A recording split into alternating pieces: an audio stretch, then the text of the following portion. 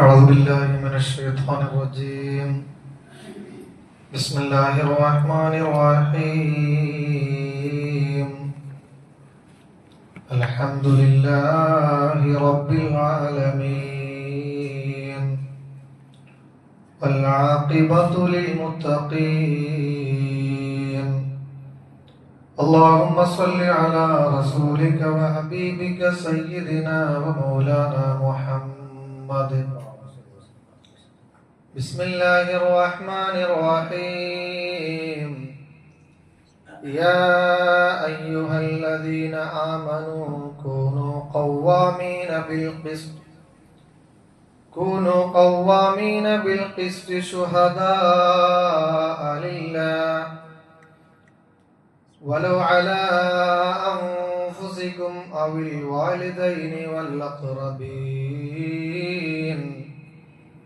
إن يكن غنيا أو فقيرا فالله أولى بهما فلا تتبعوا الهوى أن تعدلوا وإن تلووا أو تعرضوا فإن الله كان بما تعملون خبيرا. صدق الله العلي العظيم. അസ്സലാമു അലൈക്കും വറഹ്മത്തുള്ളാഹി വബറകാതുഹു. ഏറ്റവും ബഹുമാനമുള്ള സത്യവിശ്വാസികളെ, അല്ലാഹു സുബ്ഹാനഹു വ തആല നമ്മുടെ എല്ലാ അഅമാലുകളും സ്വാലിഹായ അമലായി നമ്മിൽ നിന്ന് കബൂൽ ചെയ്യുമാറാവട്ടെ. ആരോഗ്യമുള്ള ശരീരം നൽകി അല്ലാഹു നമ്മെ അനുഗ്രഹിക്കുമാറാവട്ടെ. മരിക്കുമ്പോൾ ഈമാൻ സലാമത്താക്കി അല്ലാഹു തആല നാം ഏവരെയും മരിപ്പിക്കുമാറാവട്ടെ. ഇസ്ലാമിലെ കൊടിയ തെറ്റായി കുറ്റമായി കണക്കാക്കുന്ന ഒന്ന് ഷിർക്കാണ്. ഷിർക്ക് കഴിഞ്ഞാൽ വളരെ ഗൗരവമുള്ള തെറ്റായി പ്രിയപ്പെട്ട പ്രവാചകൻ സല്ലല്ലാഹു അലൈഹി വസല്ലമ തങ്ങൾ പല കാര്യങ്ങളെയും കുറിച്ച് പഠിപ്പിച്ചിട്ടുണ്ട്. അതിൽപ്പെട്ട ഒന്ന് അനീതിയാണ്.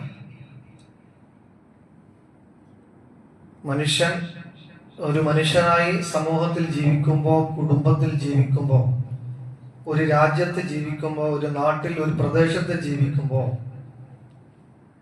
അവരിൽ നിന്നും ഒരിക്കലും ഉണ്ടാകാൻ പാടില്ല എന്ന് പ്രിയപ്പെട്ട പ്രവാചകൻ സല്ലല്ലാഹു അലൈഹി വസല്ലമ തങ്ങൾ താല്പര്യപ്പെട്ട ഒരു കാര്യമാണ് അനീതി. നീതിയോടുകൂടി മാത്രമേ സംസാരിക്കാവൂ, നീതിയിൽ അധിഷ്ഠിതമായിട്ട് മാത്രമേ പ്രവർത്തിക്കാവൂ, നീതിക്ക് വേണ്ടി മാത്രമേ നിലകൊള്ളാവൂ എന്നുള്ളതാണ് വിശുദ്ധ ഇസ്ലാമിന്റെ ഒരു തിയറി തന്നെ. നീതിയില്ലാത്തൊരു സമൂഹത്തില് അരാജകത്വമുണ്ടാകും, അസ്വസ്ഥതകളുണ്ടാകും. നീതിയില്ലാത്ത കുടുംബത്തില് ആഹ്ലാദങ്ങളും സന്തോഷങ്ങളും ഒന്നും തന്നെ ഉണ്ടാവുകയില്ല. അതുകൊണ്ട് തന്നെ നീതിയെയും നീതിമാന്മാരെയും നീതി ചെയ്യുന്നവരെയും അല്ലാഹു വല്ലാതെ ഇഷ്ടപ്പെടുന്നുണ്ട്. മഹാനായ മുഹമ്മദ് മുസ്തഫ സല്ലല്ലാഹു അലൈഹി വസല്ലമ തങ്ങളും വല്ലാതെ ഇഷ്ടപ്പെടുന്നുണ്ട്. തന്നെയുമല്ല, മനുഷ്യരും അങ്ങനെ തന്നെയാണ്. നീതി പുലർത്തുന്ന വ്യക്തിയോട്, സമൂഹത്തോട് ആളുകൾക്ക് താല്പര്യമുണ്ടാകും. പലപ്പോഴും അസ്വസ്ഥതകൾക്കും അരാജകത്വങ്ങൾക്കുമൊക്കെ കാരണം, അനിഷ്ടങ്ങൾക്കുമൊക്കെ കാരണം അനീതി സംഭവിക്കുന്നിടത്താണ് എന്ന് നമ്മൾ മനസ്സിലാക്കണം. അതുകൊണ്ട് തന്നെയാണ് സൂറത്തു നഹ്ലിൽ 90-ാമത്തെ വചനത്തിൽ അല്ലാഹു തആല ഇങ്ങനെ പറഞ്ഞത്, ഇന്നല്ലാഹ യഅ്മുറു ബിൽ അദ്ൽ. നിശ്ചയം അല്ലാഹു തആല നിങ്ങളോട് കൽപ്പിച്ചിരിക്കുന്നു ബിൽ അദ്ൽ, നീതി പുലർത്താൻ. അപ്പൊ നീതി പുലർത്തുക എന്നുള്ളത് വിശ്വാസിയുടെ ഒരു കടമയാണ്, ഒരു ബാധ്യതയാണ്. അള്ളാഹുവിന്റെ കൽപ്പന അങ്ങനെയാണ്. ഒരിക്കല് ഒരാൾ വന്ന് ഷഫീഉന റസൂലുള്ളാഹി സ്വല്ലല്ലാഹു അലൈഹി വസല്ലമ തങ്ങളോട് ഒരു കാര്യം പറഞ്ഞു. അദ്ദേഹം തന്റെ മകന് നൽകിയ ഒരു പണം ആ പണത്തിന് വേണ്ടി അങ്ങ് സാക്ഷി നിൽക്കുമോ എന്നായിരുന്നു നബി സല്ലല്ലാഹു അലൈഹി വസല്ലമ തങ്ങളോട് അദ്ദേഹം ചോദിച്ചത്. അപ്പോൾ കാരുണ്യത്തിന്റെ കടലായ ഷഫീഉനാ റസൂലുള്ളാഹി സ്വല്ലല്ലാഹു അലൈഹി വസല്ലമ തങ്ങൾ അദ്ദേഹത്തോട് തിരിച്ചു ചോദിച്ചു അത്രേ, നിങ്ങൾക്ക് വേറെയും മക്കളുണ്ടോ എന്ന്. ഉണ്ട് എന്ന് പറഞ്ഞു.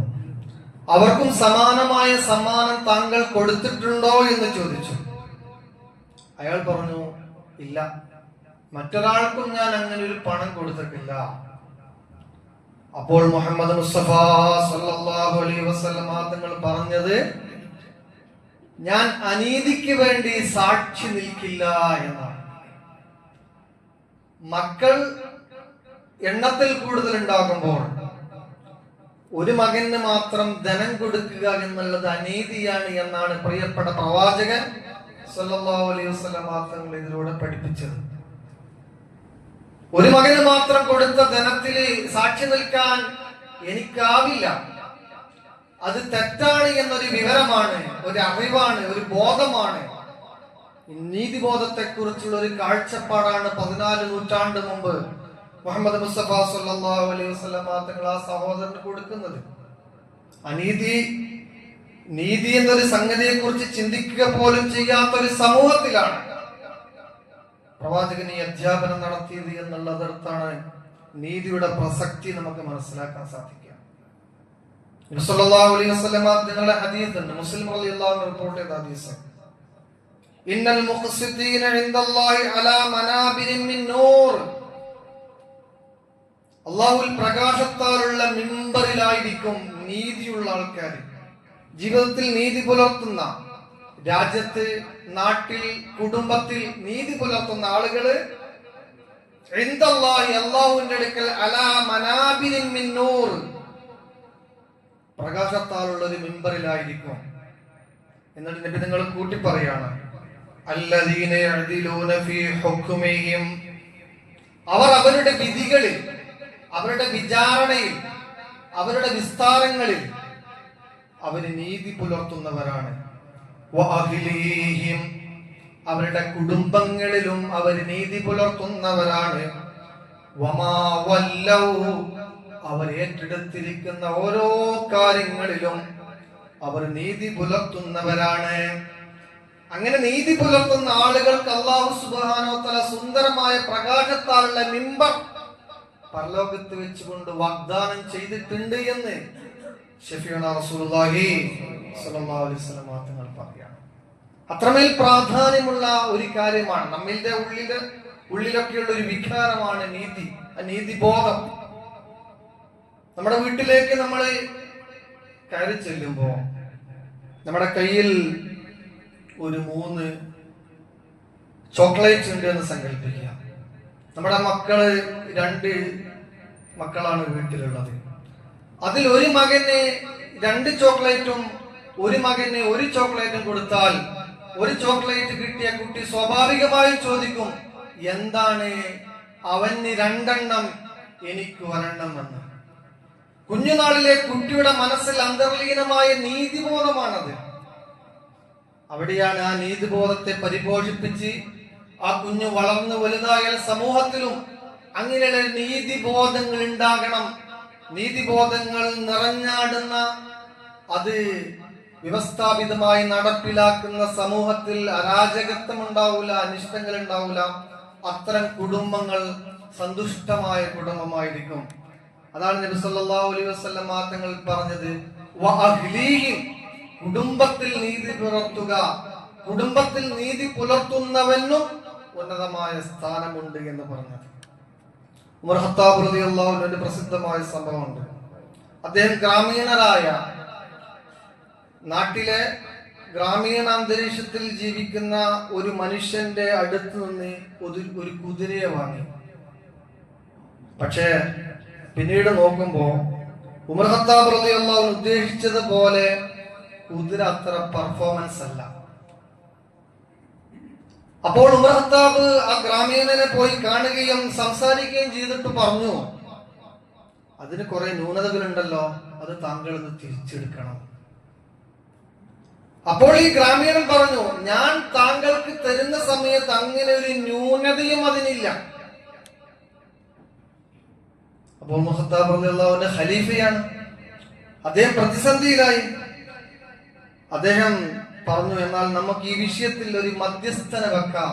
രാജ്യം ഭരിക്കുന്ന ഭരണാധിപനാണ്, അദ്ദേഹത്തിന്റെ കാര്യത്തിൽ തീർപ്പ് കൽപ്പിക്കാൻ വേണ്ടി മറ്റൊരു മധ്യസ്ഥനെ വെക്കാം എന്നൊരു ഓപ്ഷൻ അവിടെ പറയുന്നത് ആലോചിച്ച് നോക്കണം. അങ്ങനെ രണ്ടുപേരെയും വിസ്തരിക്കാൻ വേണ്ടി ആ സമയത്ത് അവിടെ ജീവിച്ചിരിപ്പുള്ള മഹാനായ ശുറൈഹ് റളിയല്ലാഹു അൻഹുവിനെ ഏൽപ്പിച്ചു. ശുറൈഹ് ഈ വിഷയത്തിൽ ഇടപെട്ട് സംസാരിച്ചു, രണ്ടുപേരെയും വിസ്തരിച്ചു. എന്നിട്ട് ഉമർ ഖത്താബിനോട് ചോദിച്ചു, നിങ്ങൾ കുതിരയെ വാങ്ങുമ്പോൾ അതിന് വല്ല പ്രശ്നങ്ങളും ഉണ്ടായിരുന്നോ എന്ന് ചോദിച്ചു. ഉമർ ഖത്താബ് റളിയല്ലാഹു അൻഹു പറഞ്ഞില്ല, വാങ്ങുന്ന സമയത്ത് യാതൊരു പ്രശ്നമില്ല. അപ്പോൾ ശുറൈഹ് പറഞ്ഞു, എന്നാൽ നിങ്ങൾ അത് കയ്യിൽ വെക്കണം, അത് തിരിച്ചു കൊടുക്കാൻ ന്യായമല്ല. ഇനി അദ്ദേഹത്തിന് ഇഷ്ടമാണെങ്കിൽ നിങ്ങൾക്ക് തിരിച്ചു കൊടുക്കാം. നമ്മൾ ആലോചിക്കണം, രാജ്യം ഭരിക്കുന്ന ഭരണാധിപനാണ്, ഒരു ജഡ്ജിന്റെ മുന്നിൽ അദ്ദേഹത്തിന്റെ ആവലാതി ബോധിപ്പിക്കുന്നത്. ആവലാതി കേട്ട ജഡ്ജി ഭരണാധിപനെതിരെയാണ് വിധിക്കുന്നത്. ആ സമയത്ത് ഉമർ ഖത്താബ് റളിയല്ലാഹു അൻഹു അരിശമല്ല ഉണ്ടായത്, അദ്ദേഹത്തിന് സന്തോഷമാണ് ഉണ്ടായത്.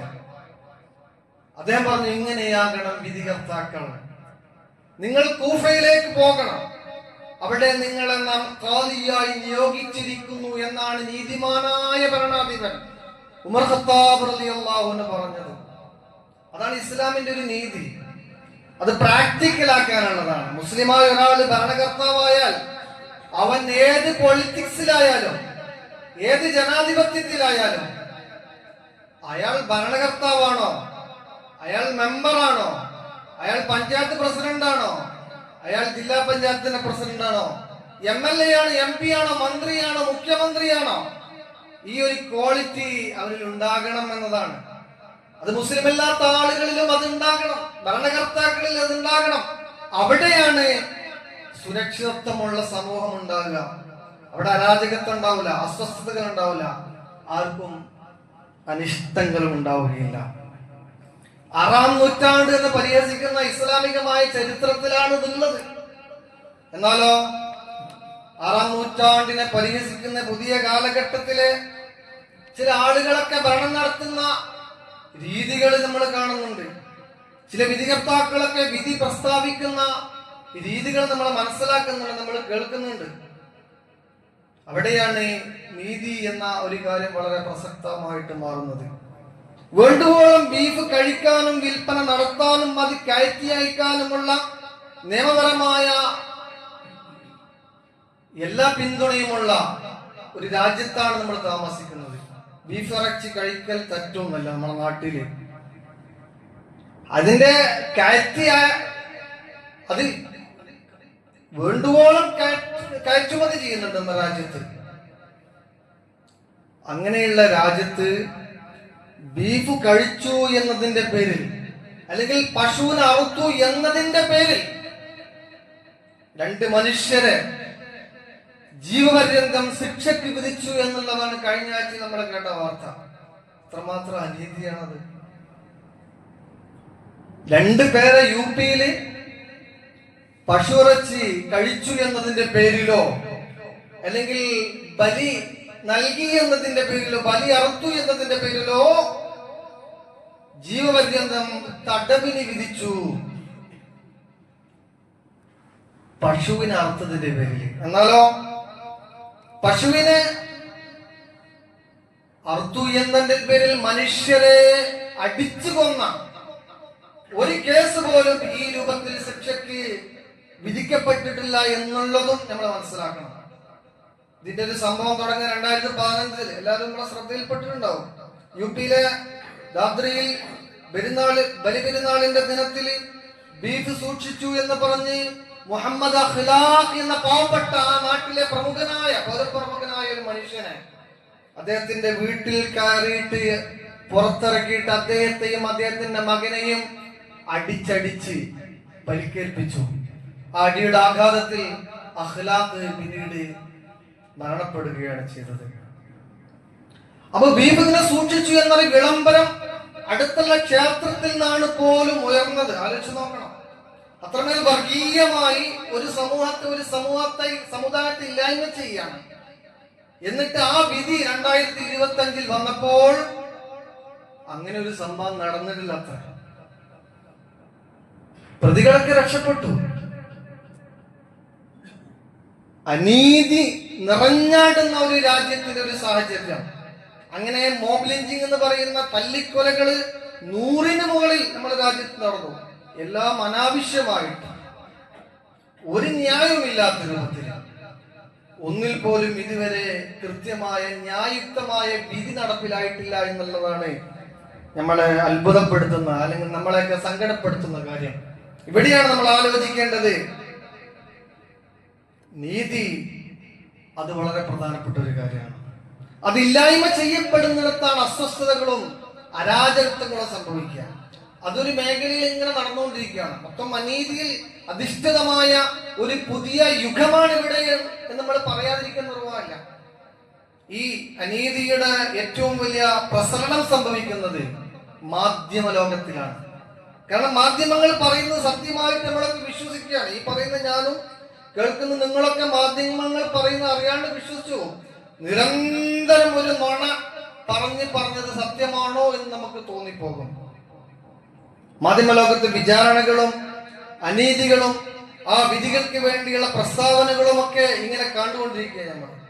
ഭീകരതയും തീവ്രവാദവും അത് ഏത് വ്യക്തിയിലും ഉണ്ടായാലും അത് പൊറുപ്പിക്കരുത്.